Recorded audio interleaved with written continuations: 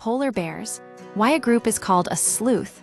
A group of polar bears is uniquely named a sleuth, a term that evokes the image of a detective rather than a fearsome predator. This curious collective noun highlights an interesting aspect of these Arctic giants. While powerful hunters, they are typically solitary creatures.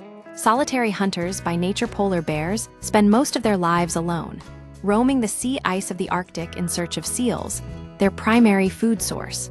Unlike pack animals like wolves, adult males and females only come together to mate, or when a rare abundance of food draws them to the same location. The logic behind sleuth, the name sleuth, isn't arbitrary. It reflects the polar bear's extraordinary sense of smell. These animals can detect seals from nearly a mile away, even beneath 3 feet of snow, making their noses one of the most powerful hunting tools in the animal kingdom. The term, fittingly, links the bear to the idea of a detective sniffing out clues. Temporary gatherings, polar bears do form temporary groups, though rarely. Mothers and cubs remain together for the first few years of a cub's life. The most common time to see multiple bears together is around a large food source, like a whale carcass washed ashore. Even then, tolerance among individuals is driven by opportunity, not social behavior.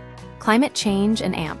Future behavior. As climate change shrinks the Arctic sea ice, polar bears are forced to swim longer distances and spend more time on land, altering their hunting patterns.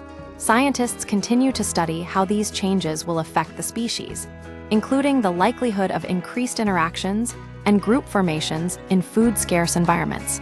The term sleuth may seem unusual, but it is a fitting descriptor for an animal that relies so heavily on its sense of smell to survive in one of the harshest environments on Earth.